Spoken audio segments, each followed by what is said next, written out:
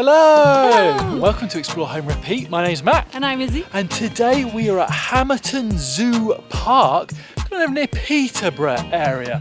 No idea what to expect of this place. Looks from the outside to be pretty small, but we're going to explore around, see what we can find. You looking forward to this one? Yeah, I think I am, because I've never been here, so it'll be something new and hopefully we see different animals than we've seen before. Right, let's go and explore. Let's go! Just keep in mind, if it's raining, the car park is like a quagmire. The size of the puddles are huge. It's not all singing and dancing, you know, you don't have like huge signs out the front or anything, it's quite subtle. But let's go see. So this is cool. Pretty small place so far it looks to be, but you're just straight in. There's lemurs, wallabies, sieverts, everything, just everywhere. And at the minute, all the animals are really active, really out, loads to see. This huge area in the centre of this part of the park with these white albino wallabies, real red eyes, just bouncing around. Sienna loves them. So far, like it's quite empty here, which is quite nice. It doesn't appear to be anyone else. It's hard to know the scale of it as well. I really don't know if it's the kind of place we're going to go round in an hour or we're going to be here all day so far. It's really hard to know.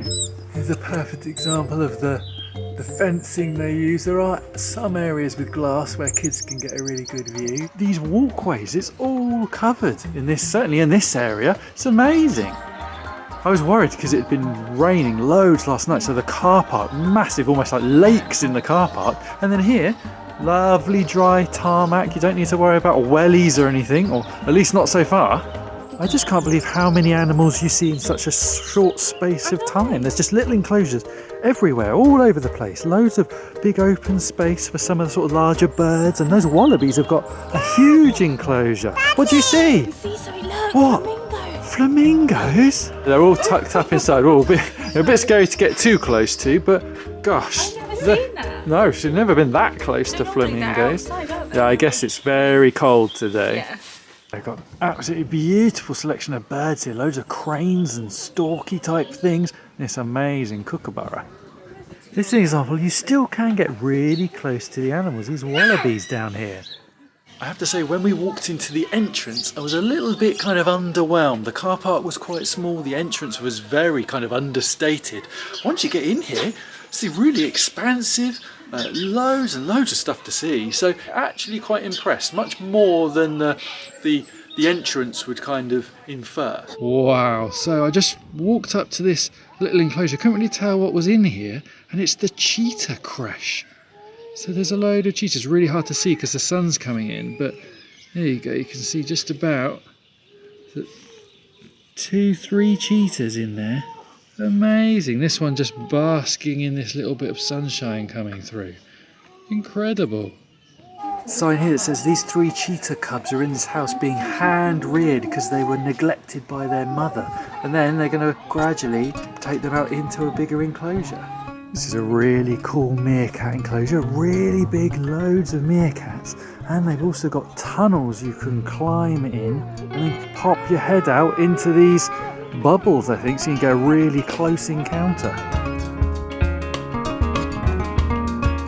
Next we're going into the Outback Aviary. I guess this is sort of a walk-through area with free-flying birds. So to come through this very dark area and then back out into the light in the aviary. I think this looks quite new. It does actually. Yeah. Definitely looks newer than some of the areas. This is amazing, this aviary. It's absolutely huge. If I pan around, it's gigantic. We're the only ones in here. It's all Australian birds. So lots of budgies and lots of chirping.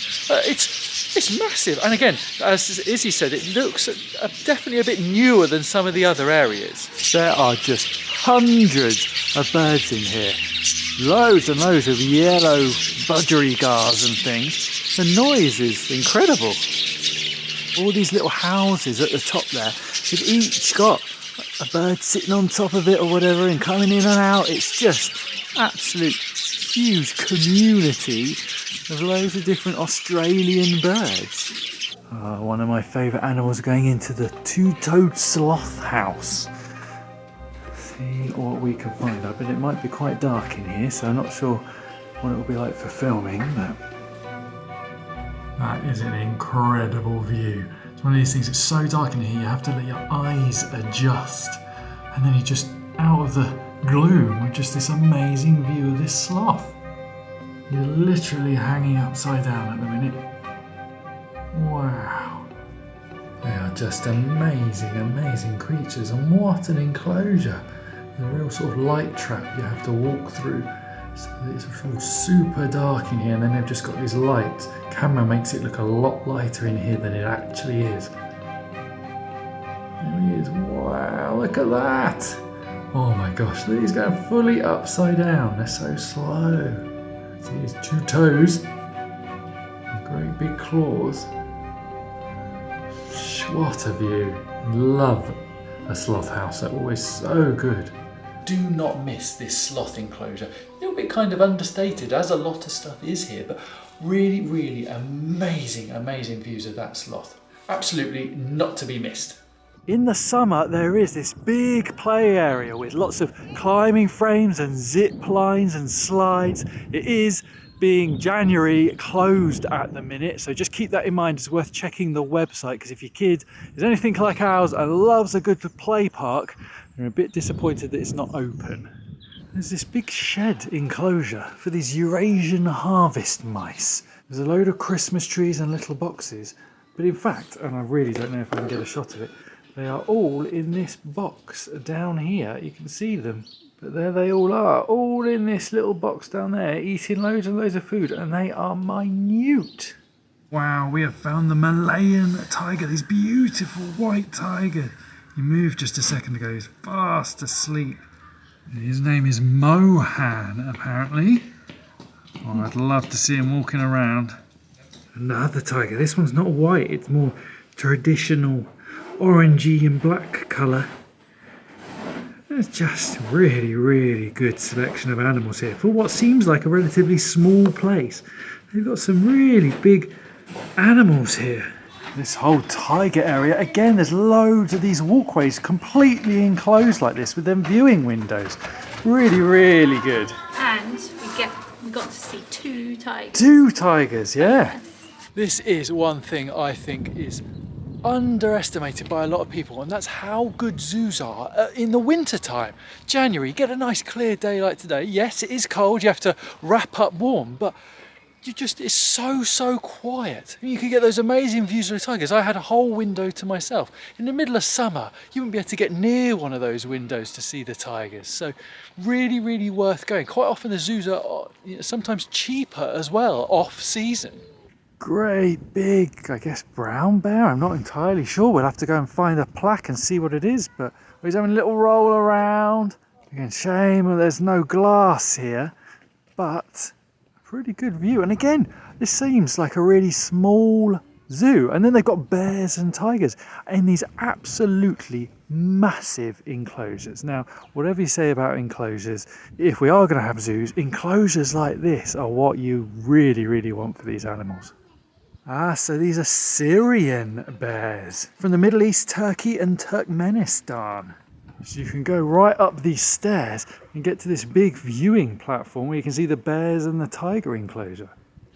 Do also have some more kind of traditional farm animals. So we've got some donkeys, some kind of cattle. We're just walking around by this sort of more farm type area, and then you come across these massive Bactrian camels.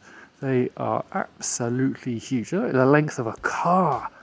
This one looks particularly beautiful. So that's our day over here at Hamerton Zoo Park. What did you think? Really good. Yeah. I enjoyed myself. It's not massive, and it doesn't, I quite like that it's been quite quiet, because you can appreciate the animals, you're not running around. It's been surprisingly good. You see that entrance and you think, oh my God, this place is going to be tiny. We're going to be here for an hour and then we're going to be gone. And this place just keeps going and going and going. Just make sure you explore it all, because there are no maps around. So it is hard to kind of navigate and to know that you've seen everything. The tigers and the bears are miles away from the entrance. So you really have to go exploring and see what you find, and make sure you cover each section of the park. But I think for the price as well, it is really good. They've got some really big animals, a lot bigger animals than some of the other smaller zoos that we've been to. And I don't know why this place isn't better known. It's just some really good enclosures, tons of animals, huge range of species. Yeah, I would really recommend this place. Right, with that being said, we're off home. Don't forget to like and subscribe, and we'll see you next time. Bye. Bye.